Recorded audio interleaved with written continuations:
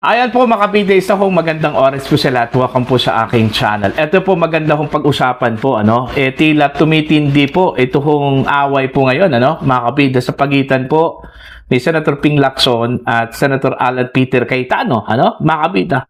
Mantakin nyo, umabot na po sa puntong gusto na pong ipakulong po, mga kabida, ni Senator Ping, ito hong si Senator Alan Peter Cayetano, mga kabida. Naghahanap daw siya ngayon ng mga ebidensya, testigo, mga dokumento, mga kabida, patungkol ho dito sa kanya hong aligasyon, na meron daw mga ghost flood control projects po, mga kabida, dyan po sa Taguig City, yung baluarte po mga kabida ng mga Cayetano. Okay? Maliban po dyan, meron pa po siyang akusasyon po, mga kabida, na meron daw siyang insertion. Okay? Sa 2025 General Appropriations Act, na umabot daw ng 6.79 billion pesos po, mga kabida. Alright? Kaya, yun yung latest ngayon, mga kabida. Actually, nag-ugat po itong away po nila, mga kabida, matapos pong questionin ni Senator Alan Peter Cayetano, ito hong si Senator Ping, yung kanya humyaman po, biglang lumobo daw, mga kabida.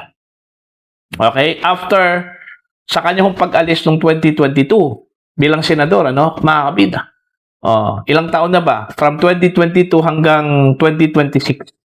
Okay? Lumobo daw yung yaman daw ni Senator Ping Lacson. Sabi po ni Senator Alan Peter Cayetano. Kaya siguro, napikon ito hong si Senator Ping. Kaya ito yung kanyang sagot. Kasi, kumbaga, crossing the line na raw, mga kabida. Sabi po ni Senator Ping, ito hong si Senator Alan, sa kanya hong limit, mga kabida na po. Parang tinitira na po niya, mga kabida, yung integridad daw ni Senator Ping. Na sabi po ni Senator Ping, yun daw yung first and last defense daw niya, mga kabida. Alright? Eto, babasahin ko muna, ito hong post po, mga kabida, ng The Daily Tribune, mga kabida na po. Okay? My integrity is my first and last line of defense, and I will fight to defend it. With all my might, Senator Cayetano has crossed the line by attacking it. Alright? Ito yung sinabi po ni Lacson, mga kabida, po. As of this writing, sabi po niya, I'm still counting informants and witnesses directly or through intermediaries willing to provide information and evidence to put him in his proper place, the Payatas, Quezon City Jail. So gusto talagang ipakulong po, mga kabida, ni Senator Ping, ito hong si Senator Alan. Mga kabida. So, tumitindi po yung kanilang away po dito, mga kabida. Alright? Okay, eto. Tuloy po tayo. Okay? In a series of posts on X, Lacson rejected Cayetano's claim that the jump in his net worth raised questions about its source, insisting the money came from real estate transactions and other business or private businesses he pursued after leaving the Senate in 2022. Ayun. So, galing pala sa proceeds ng kanyang negosyo po, mga kabida, yung kanyang transaction sa real estate at mga business dealings, most probably sa kanyang mga partners, mga kabida. Yun yung rason kung bakit lumobo daw yung kanyang yaman, mga kabida, since 2022 na nawala ho siya sa Senado, po. Okay? Pero siguro, iba yung take po ni Senator Alan Peter Cayetano dito, Nagdududa ho siya dito, mga kabida. Kaya, yun yung sagot po, mga kabida, ni Senator Ping kay Senator Alan Peter Cayetano, po. Okay? Ito pa yung sinabi po ni Senator Ping, mga kabida, whatever money I have, I definitely earn legitimately through some real estate deals and other legitimate businesses with two other business partners. Ayun. As a private individual, Lacson said. Adding that he paid 10.5 million and 2.8 million pesos in taxes as reflected in his income tax returns. So, nagbabayad pala siya ng buwis, Kahit na po lumobo po yung kanyang yaman, mga kabida, dahil ho sa kanyang mga business dealings after na naging privado na po ito, after his Senate stint noong 2022, mga kabida, okay, doon po siya lumobo yung kanyang yaman sa kanyang mga private dealings, business dealings, mga kabida na po. Alright, ito pa, Lacson denied ever profiting from government projects or budget allocations. Alright, ito yung buwelta po ni Lacson, mga kabida, kay Alan Peter Cayetano, po. Unlike Senator Cayetano with 6.75 billion pesos in budget insertions under the 2025 General Appropriations Act o GAA, I have no insertions and no 25% kickback for slope protection and other infrastructure projects, he added. Alright? Aside from it, mga kabida, okay, meron pang buwelta, ito si Lacson. Lacson alleged there were also ghost flood control projects in Taguig City, mga kabida. Okay? Ibig sabihin, hindi lang po isa. O di, marami po siguro, mga kabida, na sinasabi ghost flood control projects dyan po sa Taguig City, baluarte po ng mga Cayetano po, mga kabida. Cayetano's political stronghold and claim the city's engineer, whom he described as a self-styled BGC boy, had amassed nearly 500 million pesos in lifetime casino winnings while using two aliases, mga kabida. He also renewed the accusation that Cayetano benefited from 6.79 billion pesos in budget insertions under the 2025 General Appropriations Act, claiming that 68 to 70 projects had already been implemented. So, yun po. Alright? So, nag-umpisa na pong nangala po, ng mga ebidensya, testigo, ito si Senator Ping Lacson, laban kay Senator Alan Peter Cayetano po, mga kabida.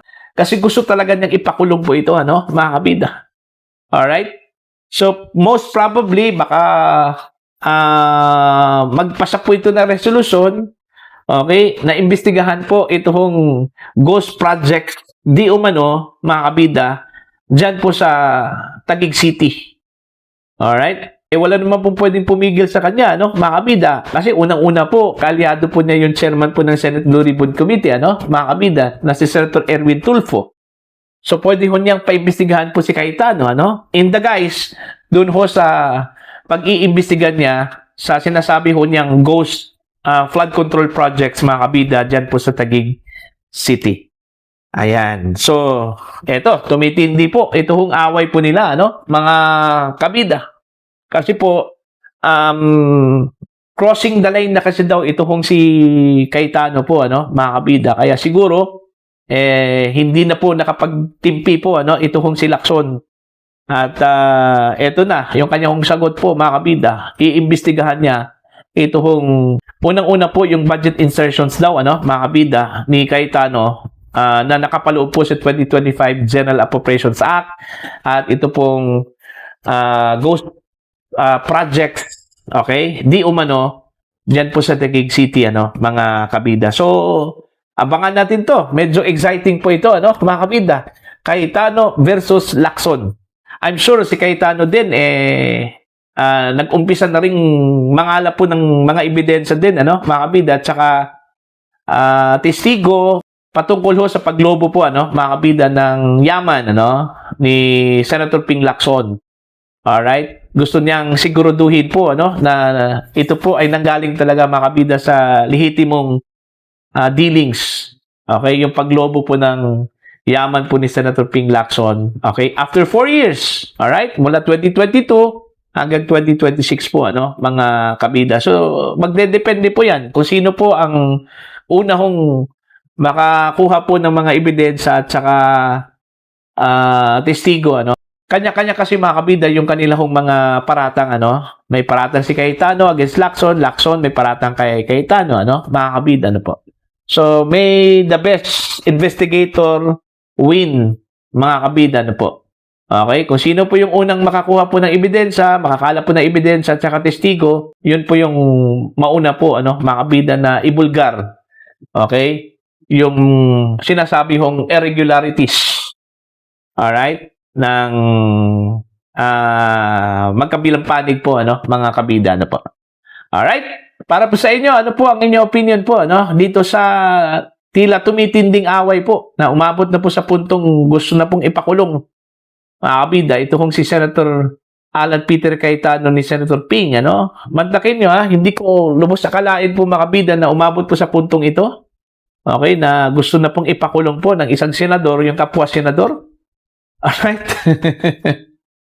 Ito, iba din ito sa kaso po ni Jinggoy at saka ni Marcoleta po, ano, mga kabida. This time, para bang ang pinatutungkulan ho dito is about flood control pa rin, ano, mga kabida. So, pwede po itong ihilera po, mga kabida, no, ni Senator Ping kina Escudero, Villanueva, no, mga kabida, no po. Alright? So, let's wait and see. Okay, abangan po natin kung hanggat saan po itong away po ngayon ni Cayetano at saka ni Lacson. Saan kaya hahantong ito, ano, mga kabida? Hahantong kaya ito sa bilangguan? Baka naman po meron pong gustong pumanggitna po, ano, sa kanila, mga kabida. Total, magkasama po sila sa Senado, ano? Alright? Hindi po siguro maganda na sila-sila lang po yung magkakasuhan po, ano, mga kabida, ano po. Alright? Para bang ibinubulgar po nila, mga kabida, yung kanilang baho po sa labas, na supposedly, sila-sila lang po yun, ano? Within themselves or within the four corners of the Senate lang po, ano, mga kabida, ano po. Okay? Hindi po maganda pakinggan at hindi po maganda tingnan, ano, mga kabida, na may mga ganung issue po, ano? Issue po ng paglobo po ng yaman, issue po ng anong tawag dyan? Ghost flood control projects, ano? Insertions sa budget, ano? Mga kabida, ano po. Alright? So, para po sa inyo, ano po ang inyong opinion at pananaw dito? Ano? Please comment down. Sa mga hindi pa po subscriber po sa aking channel, please subscribe. Just click the subscribe button, click the notification bell, click all para updated po kayo, mga kabida, sa aking mga uploads. Maraming salamat po sa inyo lahat.